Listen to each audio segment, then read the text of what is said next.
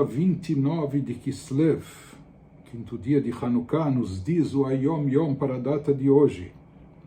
As transgressões dos judeus na época dos gregos helenistas foram as seguintes: fazer amizade com os gregos. Eles se aproximaram e se amigaram demasiadamente com os helenistas. Acabaram aprendendo sua cultura e assimilando sua cultura. E isso acabou levando eles a profanar o Shabat e as festividades. Acabaram deixando de lado, profanando o Shabat, os Yom Tov, os dias sagrados, ingerir alimentos taref, alimentos que não são kasher, e negligenciar a Tahará judaica, negligenciar as leis de pureza familiar, de pureza conjugal, e da mikveh, o respeito, a observância de separação durante o período de Nidá, etc. Então aqui ele nos traz quais foram os pecados mais graves cometidos pelos judeus na época do segundo Beit HaMikdash, do segundo templo, sob o domínio helenista.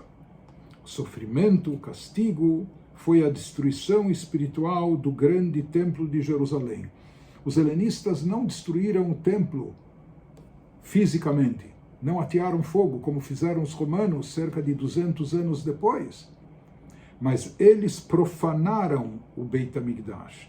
Eles quiseram destruir em termos espirituais o Beit HaMikdash. Eles interromperam todos os rituais judaicos que eram feitos no templo, as nossas mitzvot. Eles colocaram Tselem Baichal, um ídolo, dentro do santuário, e com isso eles acabaram, por assim dizer, destruindo espiritualmente o templo de Jerusalém, que ele ficou sem o seu ritual tradicional durante 5 anos.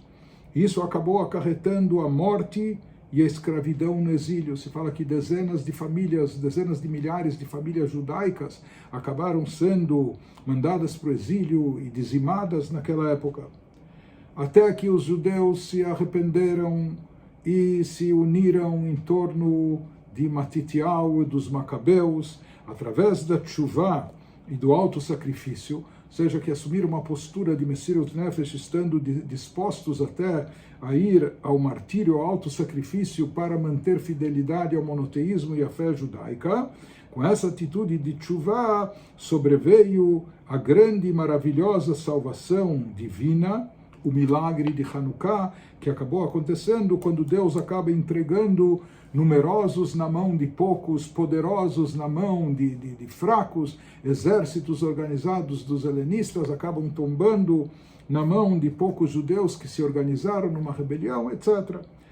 Portanto, aqui nesse Ayom Yom, nesse trecho selecionado dos ensinamentos do Rebbe anterior, aqui o Rebbe nos dá os 3 aspectos relacionados com a história do milagre de Hanukkah. Primeiramente, quais foram os pecados cometidos pelos judeus que acabaram acarretando esses decretos contra eles, qual foi o castigo que lhes foi imposto pelos céus, o que acabou acontecendo contra os Yehudim, e qual foi o milagre da salvação, o que trouxe, o que aproximou o milagre da salvação e da redenção por todos os judeus.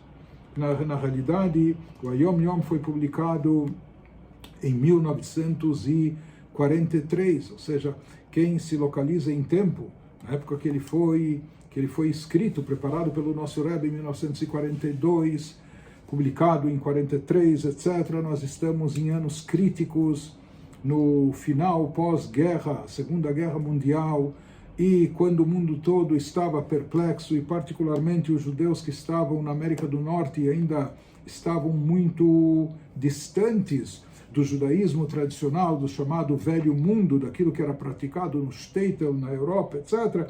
Então, aqui nós encontramos nas palavras do Rebbe anterior não apenas explicações sobre o que havia acontecido 2.200 anos atrás, na época de Hanukkah, mas nós vemos também uma indicação aqui contra o processo assimilatório que passavam os judeus naquela época, muito semelhante à helenização dos judeus na época do Segundo Templo.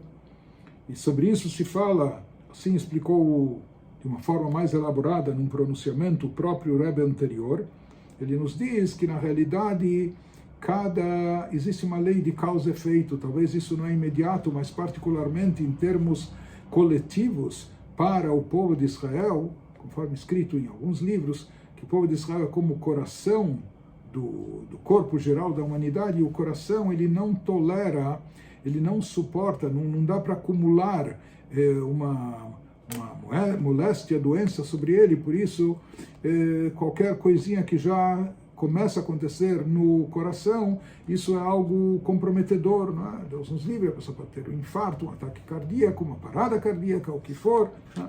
Assim também com o povo de Israel, quando o povo judeu se afasta do judaísmo, não demora muito para que venha algum tipo de decreto de perseguição, etc., como a gente vê no decorrer da história.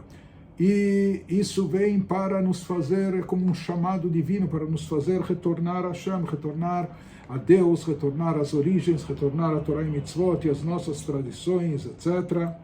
E através dessa tshuva nossa, nós obtemos a redenção e a salvação dessas tzarot, desses sofrimentos que nós passamos ou que nos foram infligidos.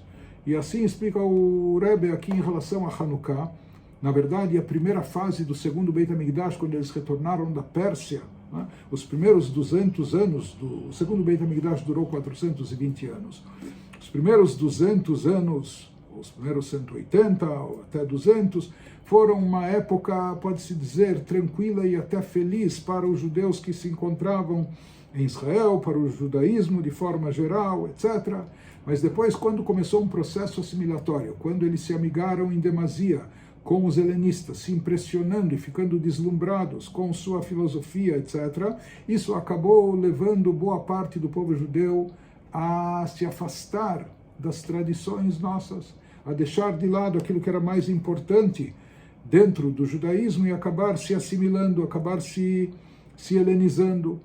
E os gregos, naturalmente, eles estavam apreciando toda essa situação, estavam gostando disso, e no início era tudo muito amigável, mas quando começou a haver alguma resistência por alguns núcleos judaicos, então logo foram lançados decretos sobre os judeus, proibindo o cumprimento de mitzvot, etc. E depois, só de marra, eles foram e profanaram o Beit HaMikdash, colocaram, como dissemos, ídolos dentro do santuário, fizeram questão de profanar o azeite puro, com o emblema, com o selo do Kohen Gadol, do sumo sacerdote, etc.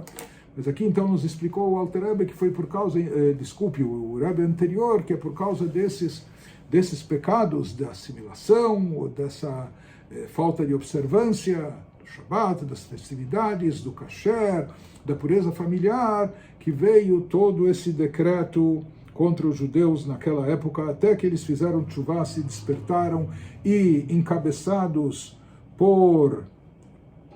pelos Macabeus, por uma família de Macabeus, de Koanim, Matitial, liderados por Matitial a Cohen, que ele anunciou, Mila Hashem Elai, quem está com Deus, que vem atrás de mim, que esteja comigo, e eles foram heroicamente batalhar e acabaram com a bênção divina, saindo milagrosamente vitoriosos. Isso nos conta o Yom Yom de hoje como um ensinamento não só histórico do que ocorreu naquela época, mas como uma mensagem para todas as épocas em relação ao povo de Israel, em todos os lugares que se encontrem.